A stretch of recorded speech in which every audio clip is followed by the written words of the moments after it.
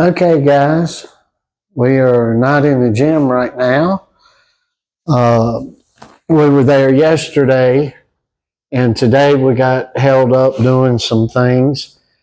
But you never stop working out. Joe went across to the park and did some rope work, and now he's back inside. He's going to do some arm work today, and we're going to probably do uh, shoulders and back again tomorrow. I want to tell you guys what fixed Joe's back. Well, why don't you tell them? Mic. Oh, I got the mic. Yeah. But could you say how killed my back? Yeah. What we did was Joe and I got to talking about it, and I said, Joe, we got to do something because his back just kept lingering and lingering. And it had been the same as it was at some point last year when he hurt it. And we both got to thinking back, and he just did a strenuous, hard back workout, and it pulled him out of the murky water. So at the gym yesterday, with the use of all the equipment, he was able to get a really good. Now he's playing with his camera. He's got it auto focusing on him. So he did a very, very strenuous, almost basically non-stop set in the. I was giving him 30 seconds to 1 minute between all these superset, which consist of how many back exercises? 5 different back weighted exercises, either on the weight machine or using his body weight for his back. And so he did the hardest back workout, and he's done in 2 months, probably, maybe 3. Might have been one of the hardest you ever did. So anyway, in total strenuousness, because we had no recuperation time. Yeah, you can go ahead and start whenever you want. So he worked the heck out of his back, and he's, lo and behold, by the time he hit the second set yesterday, he said, my back's feeling a lot better, Dad. So he just worked the pain out of his back. So sometimes you can do that. It's very tricky with the back. You want to be careful with your back. You want to be careful with your body in general, body, soul, and mind in general. But this thing had lingered so long, and it was so painful for him that we were like, it's hit or miss. We'll do this, and if it don't work, we'll be up at the chiropractic hospital. But anyway, he made it. He did good. He got through the pain. So he's doing showing you the boxer's arm workout we use. Mike Tyson did this. You can finally see this on the boxing channel. And we do about the same workout they do the Boxing Science channel. And Joe, all this stuff that Boxing Science is even using is old school. Not, I won't say all of it, but a lot of it. But I ran into this workout several months ago on the Boxing Science channel. And I was like, we've been doing this for 45, 50 years that I know of. So it is science, and it's proven science. It's old science.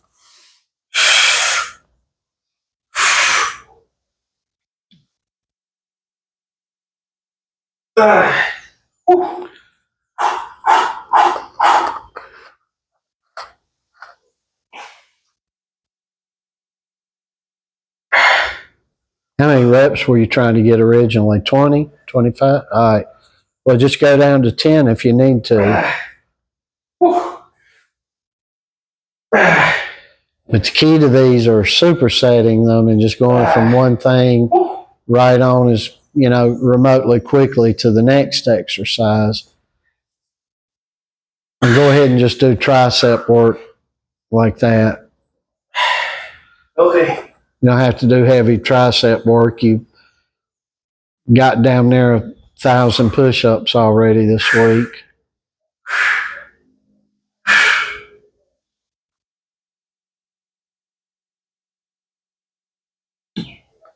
And you guys don't want to work with extreme heavy weight and you don't want to work and then rest and recuperate from one exercise to the next for boxing. You just want to take these things, everything you do, if you got lifting anything other than your body weight to it, you want to superset each exercise that you do.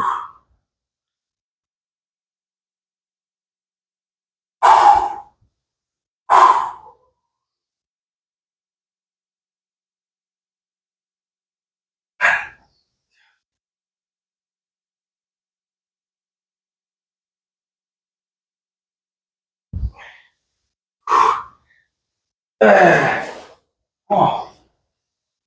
So you can tell this is pulling on him. And he did a good fair amount of jump rope, and as really you should. That's what you should start with, and you should finish with some jump rope.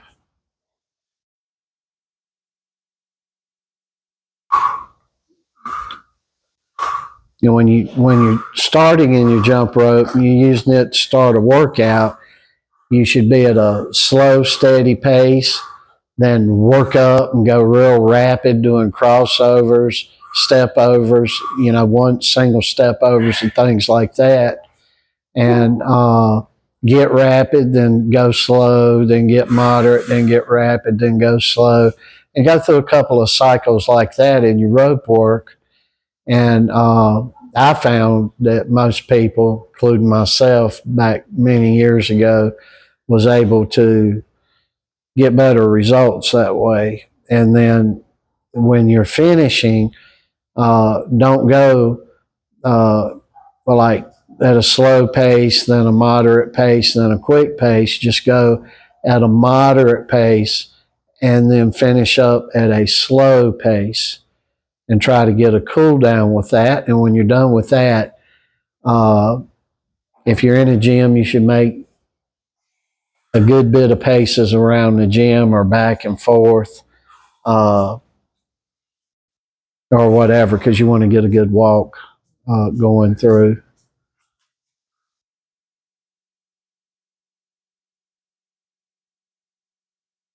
Rocky's making his rounds, so he'll be in and out of the video.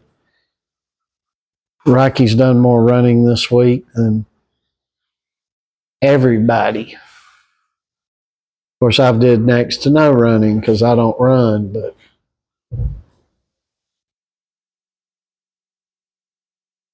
I ran some on a video the other day trying to get Joe to finish up his running.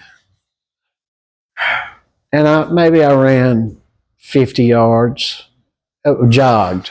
I didn't run.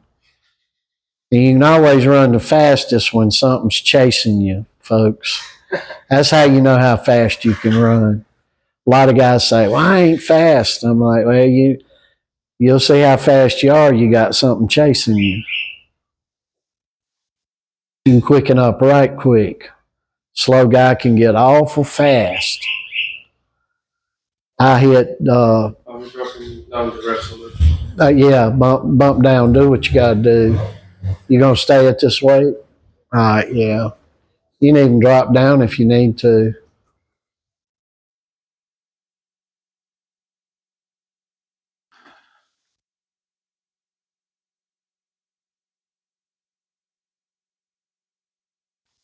And this is good in the way we do this. It helps you some with endurance, and it's something that as you see he's doing it, he starts struggling for some air and breathing a little hard. That's how you know you're getting good work, but you don't want to build heavy muscle. You just want to be very toned and work everything in high reps. Joe doesn't do any bench pressing. He'll do military pressing with a barbell, and he does squats with a barbell. And then sometimes he just does the card pickup, and he does that more than anything, just using his own body weight.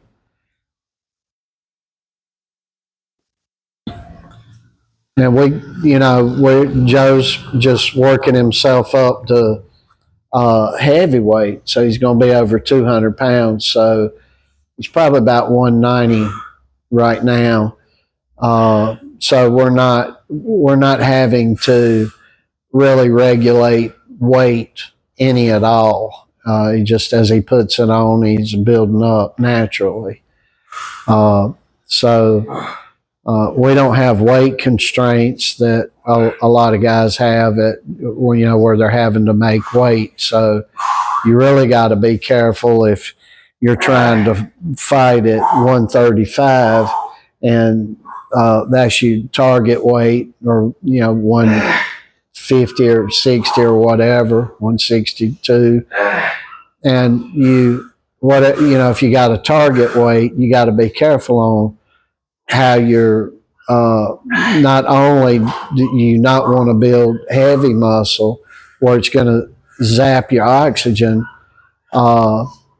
but maybe you don't want to build that much muscle at all, so you even go with lower weight and even higher reps than what Joe's doing, because muscular weight is a lot heavier and you can work yourself out of your weight division.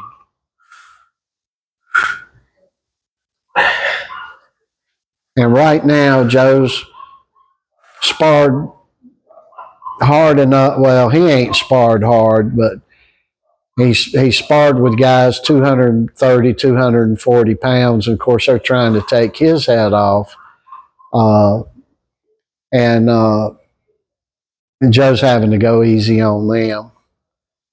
So that's why we're not worried about weight and just going to let him naturally go up to heavyweight.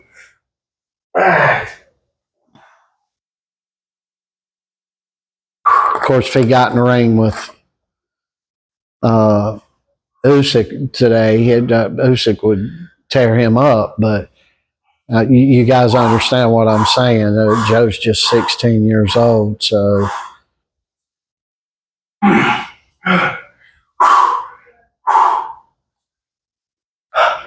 Okay.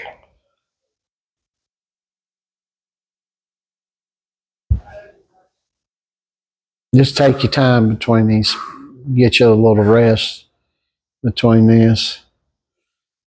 And of course, the benefit is as you get bigger, you start liking what you're seeing, not only on the outside package of yourself, but on the inside, you start becoming a stronger man. So weightlifting, I would suggest it for all boxers that are in their teens. And especially with the style that Joe uses, we just I want to recommend a channel here. It's the Weekend Warriors channel. Maybe I'll put a link down to his channel on the comments section of this video, and I hope I remember that. He just put up his this fight happened last year, but he's a little older, and he worked his butt off for a year, and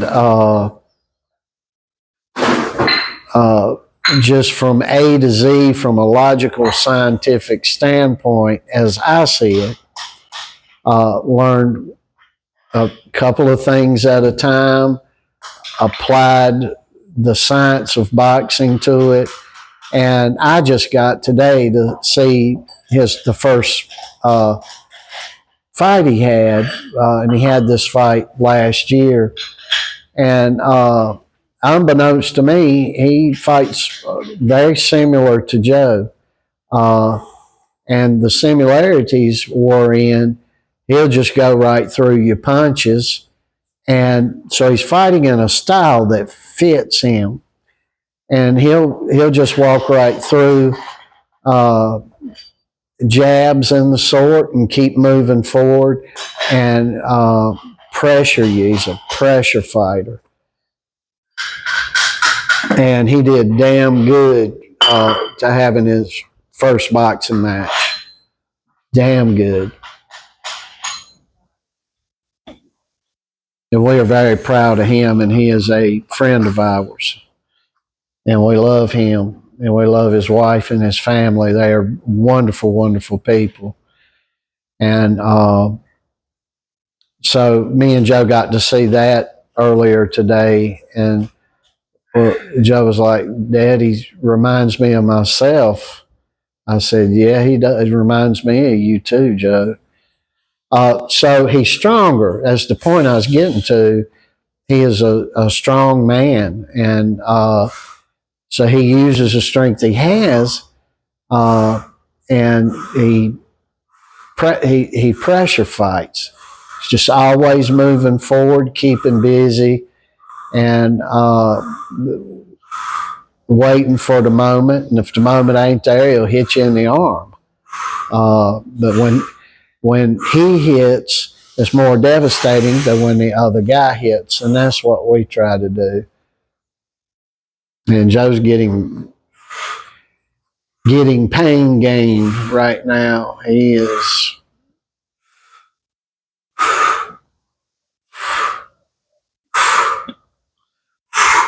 And that's what you got to do. If the calisthenic or the weightlifting exercise or the running or rope work, whatever you do, if you don't take it to it hurting you, and a lot of these things you need to take to failure, but if you're not taking it to the point it's really, really stressing you and hurting you, it's not benefiting you. We see a lot of bodybuilder types around here, and they'll do a set of 6 to 8 reps or something, and they're on the phone and dilly-dallying around and talking and this and that and the other, and then they go back and do another set 5 minutes later. And if you're bodybuilding, I don't know much about bodybuilding, but from what I see all these guys doing there, they're taking a lot more recovery time in the process. They'll do one set of one exercise, wait a tremendous amount of time, and then go do another set of the same exercise. And we're not really trying to do that. He's getting big, and a lot of it's due to the work that he does, but a lot of it's just due to his genetics. Joe's got good genetics. There's a lot of photos of my dad, and Joe will be standing there, and or I take a picture of Joe, and I'll take the two similar pictures and put them side by side, and he's could almost be a twin of his granddaddy, my daddy. And my dad had very, very good genetics. I believe, it's not really good to talk yourself up that much, but we come from a line of professional, major league professional baseball players, and I've had a couple of NFL players and things in the direct line in the lineage. And we, and when I say direct line, I mean like uncles and such. But I had good genetics with foot speed. And unbeknownst to me, the guys that played pro baseball, they had the foot speed that I had.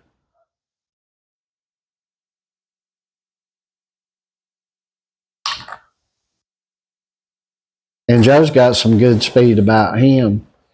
to be, he's bigger, so but he's got a lot of speed to him when we're sprinting. Now he's not going to break the record in a 40, but he's not going to be at the bottom end of the 40 either. He's got some good speed for his size. You can stop it here. You good? You feel good about it? All right, so we're going to stop it here. I'm going to wait. I'll give Joe about 2, 3, maybe up to 5 minutes, and we're going to walk across to the park over there, and he's going to de-escalate himself with some road work. Then we're going to get calmed down, and then we'll have the second go round to work, an hour or two, and that'll be bag work. So he will do some reflex bag work this evening. So much love to y'all. I'll finish this in that in all our imperfectness, Christ is our King, our Lord, and our Savior, and our God up in this house, and we hope He is in yours too.